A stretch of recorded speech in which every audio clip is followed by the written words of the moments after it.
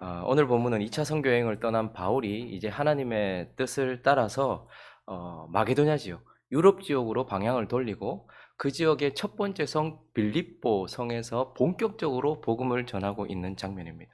그러니까 오늘 본문 전체는 이제 2차 선교 여행의 첫 번째 사역 빌립보 사역에 대한 메시지이지요. 바울이 빌립보 성에 갔을 때 첫 번째 루디아를 만났고 이제 귀신 들린 점치는 여종을 만나는 장면을 우리는 보게 됩니다. 그래서 그에게 자유를 줍니다. 사단에게 나가라, 귀신에게 나가라라고 말해서 그 귀신 들렸던 여종, 그 여종에게 자유를 허락해 줍니다. 그런데 이 일로 인하여서 예기치 못한 일이 일어났습니다. 이 일 때문에 사도 바울과 실라가 심하게 매질을 당하고 결국 옥에 갇히는 일이 일어났죠.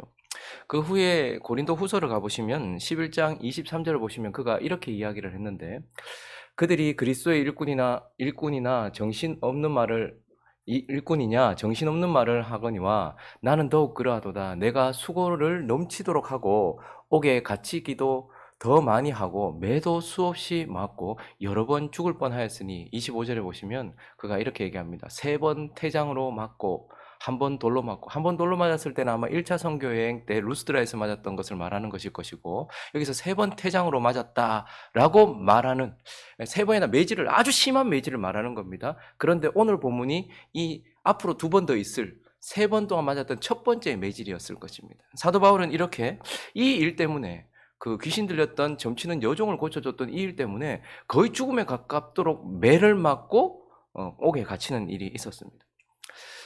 정신없이 매를 맞고 아마 옥에 던져졌을 거예요. 절망스러웠겠죠. 억울하기도 했을 것입니다. 왜 이런 일이 내게 일어났는가, 이런 생각도 하게 되었을 것이고 고통스러웠을 것입니다. 그런데 그 밤에 사도 바울과 실라가 우리가 잘 아는 것처럼 그때에 기도가 터져 나와요. 기도와 찬양을 했고, 그 기도와 찬양 이후에 곧바로 옥터가 흔들리고 옥문이 열리고 그리고 메인 것이 다 풀어졌던 일이 일어났습니다. 그러나 이것은 탈옥을 위한 것이 아니었어요. 베드로는요, 옥에 갇혔을 때 하나님께서 옥문을 여시고 탈옥하라고 하셨어요. 근데요, 바울은요, 탈옥하기 위한 것이 아니었어요. 다 열어젖히고 난 이후에 주님은 복음을 전하도록 하셨습니다. 그래서 간수의 집에 이 일을 통하여서 복음이 전파되었고 거기에서 또 구원의 역사가 일어나요. 그래서 우리는 이제 빌립보 교회의 초기 성도들이 누구였는지 대충 알게 되었습니다. 루디아, 그리고 귀신 들렸다가 고침을 받은 그 여인, 그리고 간수와 간수의 가족들, 이렇게 빌립보 교회가 형성이 되고 있는 것을 보게 되는 겁니다. 그리고 결국 이제 가라, 빌립보에서 이제 쫓겨나게 되는 상황이었는데, 그 다음날 상관들이 그를 보내주었는데 바울이 이제 어떻게 합니까? 조용히 나갑니까? 조용히 나가지 않습니다. 와서 우리에게 공적으로 이 일을 처리해라, 이렇게 얘기해요. 로마 사람인 나를 죄도 정치 않고 이렇게 공중 앞에서 매질하고 때려놓고 감옥에 가두었다가 이제 조용히 나보고 나가란 말이냐? 아니, 와서 공적으로 이걸 해결해야 될 것이다. 바울이 이렇게 선포를 해요. 바울과 실라는 로마 시민권을 가지고 있었거든요. 근데 왜 그렇게 했을까요? 억울해서 그거 풀려고? 그게 아니었습니다. 이들이 지금 뭐라고 고발했는 거 아니까? 이들은 유대인이고 쉽게 말하면 잡것들이라는 거예요. 그래서 로마 시민인 우리가 받을 수 없는 풍속과 이상한 것들을 전한다, 이렇게 복음을 훼손시켰단 말이죠. 그러니까 바울이 지금 뭘 얘기하는 거예요? 나 로마 사람이다. 내가 전한 복음이 이상한 것이 아니다라는 복음을 반증하고 또한 복음을 보호하기 위해서 바울이 그렇게 했던 거예요. 그리고 또요, 그들은 떠나지만 이제 바울이 전한 복음을 듣고서 교회가 형성된 이 빌립보 성도들을 위해서도 지금 이 복음과 이들을 위해서도 자기가 공적으로 이 일에 대하여 이들이 잘못했다라는 것을 증거해야 됐기 때문에 그는 조용히 나가지 않고 이 일을 공적으로 처리하고 이제 빌립보 성을 떠나게 되는 이야기가 오늘 본문 말씀, 그러니까 2차 선교여행의 첫 번째 빌립보 사역에 대한 내용인데요. 이제 이런 본문을 우리가 살펴보면서 하나님께서 우리에게 주시는, 좀 우리가 좀 이런 상황들 전체를 바라보면서 마음에 새겨야 될 교훈을 한 3가지 정도로 살펴보려고 하는데, 먼저는요, 주님은 절망적인 상태, 존재에서 건져주시는 분이다라는 것을 이제 2차 선교여행의 시작점에서 우리에게 말씀해 주고 있습니다. 그분은 절망적인 상태에 있는 자들, 절망적인 존재에 빠져 있는 자들을 건져주시는 분이라는 거예요. 오늘 본문에는요, 정말 절망적인 상태에 있는 한 사람, 한 여자, 그것도 여자를 보여주고 있는데, 그녀는 어떤 사람인가 보니까 16절에 이렇게 말하고 있습니다. 우리가 기도하는 곳에 가다가 점치는 귀신 들린 여종 하나를 만나니 점으로 그 주인에게 큰 이익을 주는 자다라고 말하고 있어요. 그는 사단에게 매인바된 사람이다라는 것을 보게 돼요.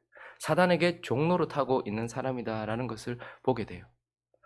그리고 19절을 보시면 여종의 주인들은 자기의 수익의 소망이 끊어져요. 그래서 그가 온전함을 받았거든요. 귀신이 나가고 그 사람이 온전하게 고침을 받고 자유를 얻었어요. 그런데 그때 여종의 주인들은 그를 버리려고 해요. 그러니까 쓸모없는 인생이 되었다라고 그렇게 말하고 있는 것이죠. 이 여자는 사단에게 매임을 받고 그리고 사람들에게 이리저리 이용되다가 버림받는 그런 운명에 처해 있는 절망적인 상태에 있는 사람이었고, 이 여자는 결국 하나님이 없는 인생의 영적인 상태, 하나님이 없는 인생, 우리 전부를 보여주는 인생입니다. 농도가 다를 뿐이죠. 여러분, 하나님의 백성들도 농도가 달라요. 은혜의 농도가 다르죠. 하나님께 메인받은 농도가 다릅니다. 사도 바울만큼 하나님께 메인 사람이 있고, 그리고 또 어떤 사람은 구원을 받았음에도 불구하고 은혜와 조금 멀어져 있는 사람이 있는 것처럼 세상에 있는 모든 사람들이 농도는 달라요. 사단에게 강력하게 매여 있는 사람이 있는가 하면 조금 덜한 사람들이 있을 뿐이지, 모두가 다 사단에게 매여서 종노릇하고 이리저리 끌려다니다가 버림받을 인생, 그렇게 버림받을 인생, 그것이 바로 인생, 하나님 없는 인생의 운명이고 상태 아니겠습니까?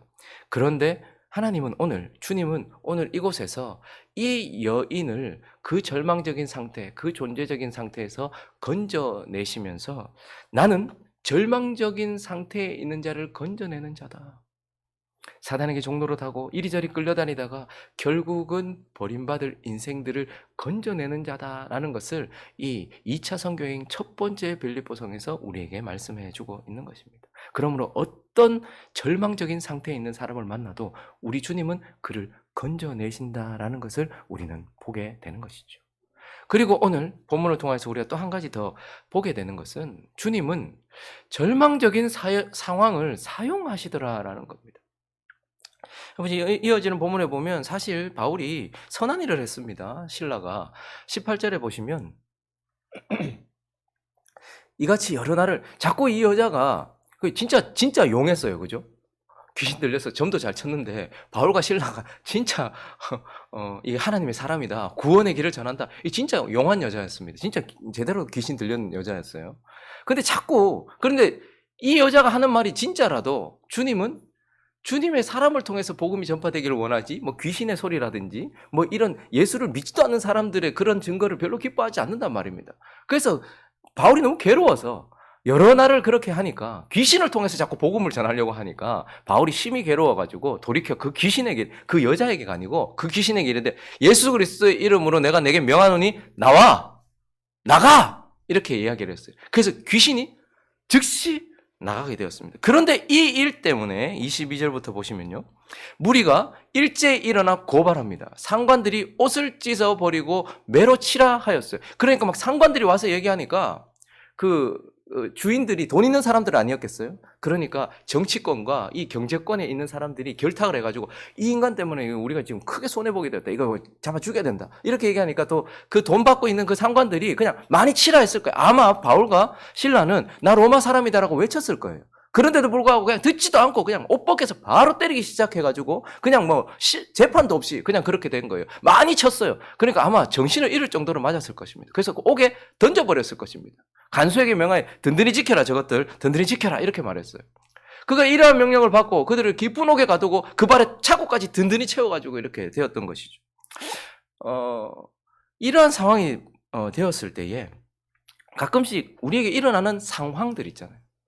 좀 이해가 되지 않을 때가 있습니다. 뭐 베드로도 그렇고 바울도 그렇고 하나님의 사역을 감당할 때 기적적인 일도 많이 일어나잖아요.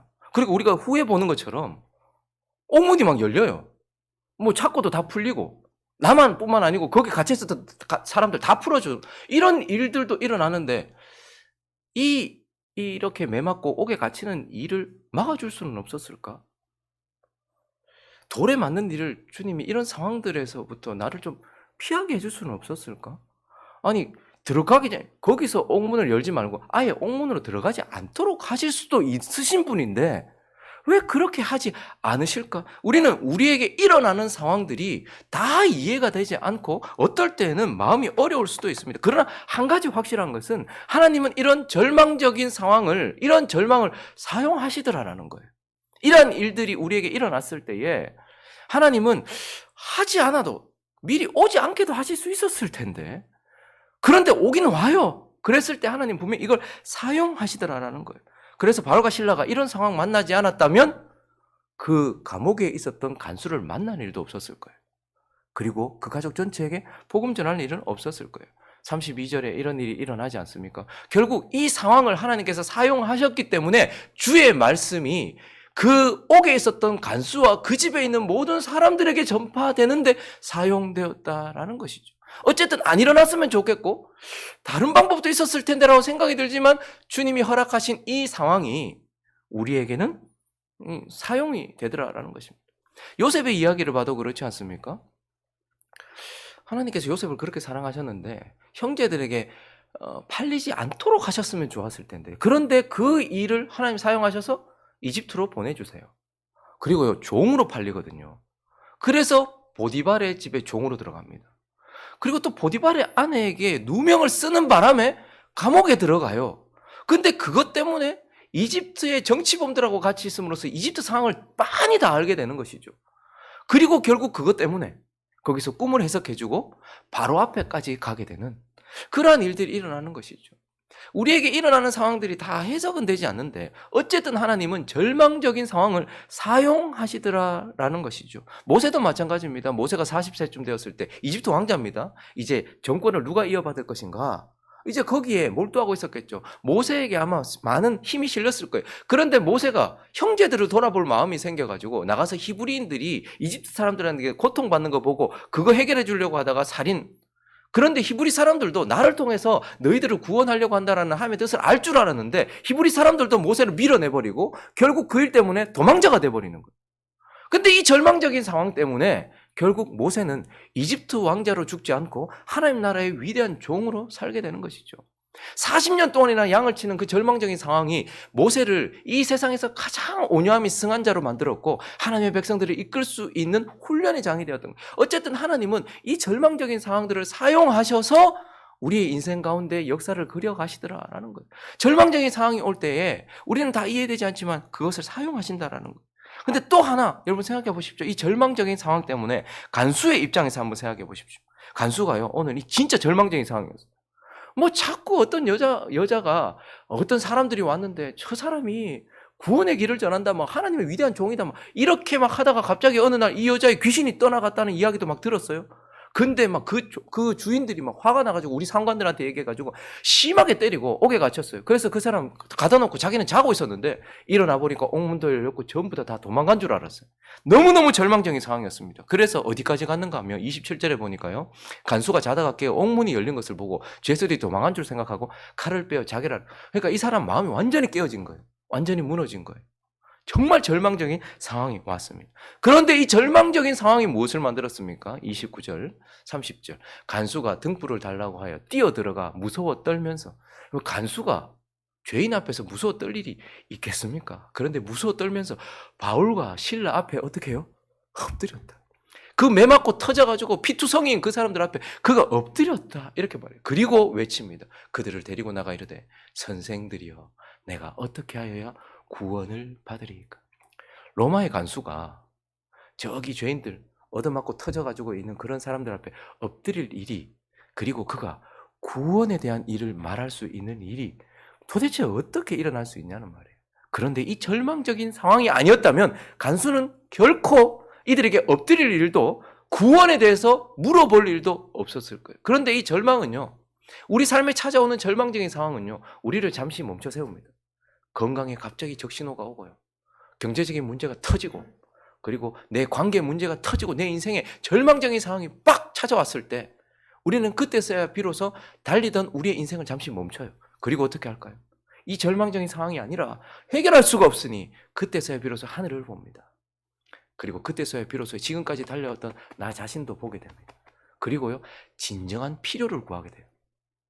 간수가 뭘 원했겠어요? 만약에 이런 일이 일어나지 않았다면 월급도 올라가는 것, 그리고 자기 직위가 더 올라가는 것, 뭐 이런 것들 원하지 않았겠어요. 그런데 그가 이 절망적인 상황 때문에 내가 어떻게 하여야 구원을 얻으리까? 라고 진정한 것을 구하게 되었고, 하나님은 이렇게 절망적인 상황을 사용하시더라라는 것을 오늘 본문을 통해서 우리는 알게 되는 것입니다.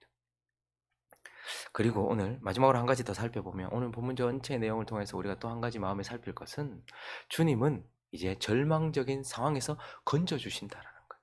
절망적인 상태에서도 건져주시지만 절망적인 상황에서 건져주신다는 거예요. 바울과 실라는 절망적인 상태, 절망적인 존재들은 아니었습니다. 이미 그는 로마 시민권을 가지고 있어서가 아니고 하나님 나라 시민권을 가지고 있는 절망적인 상태에서 건진받았던 자들이었어요. 바울과 실라는.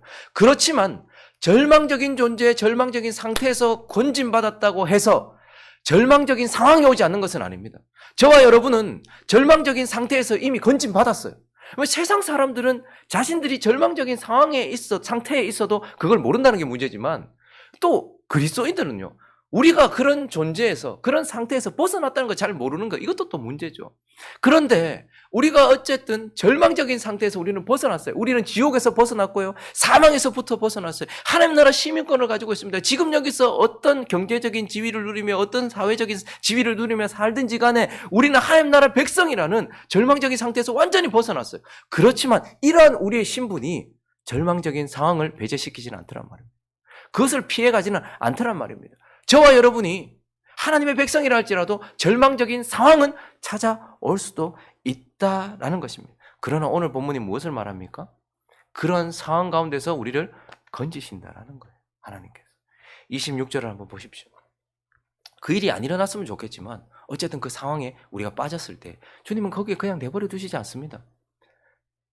옥터를 흔들어 버립니다. 내가 너와 함께하고 있다.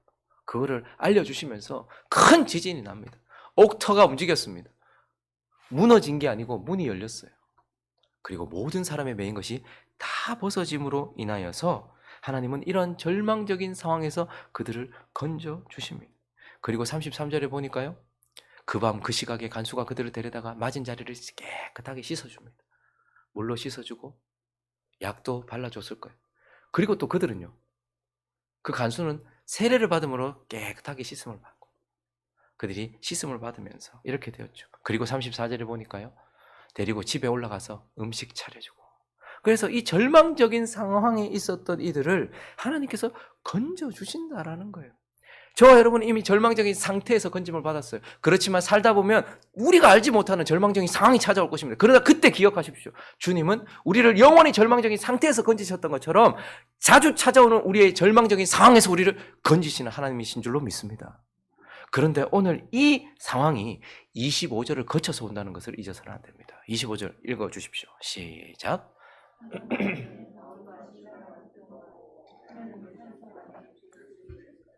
네.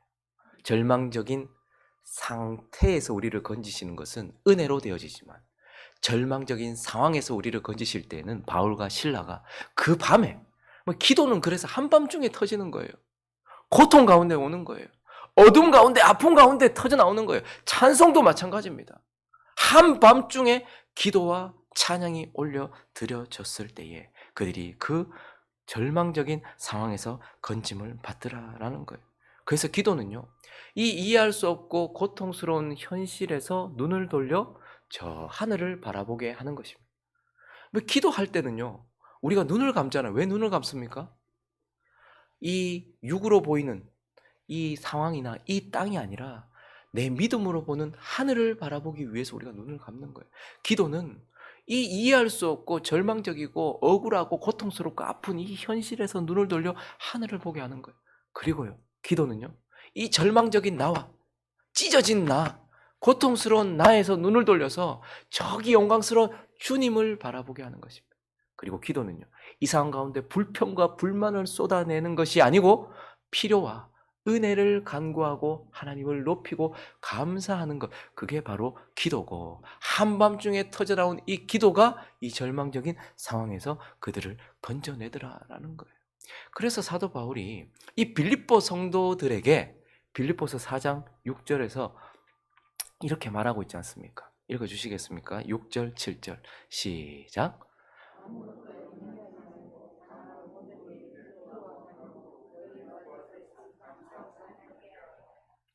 그리하면 모든 지각에 뛰어난 하나님의 평강이 그리스도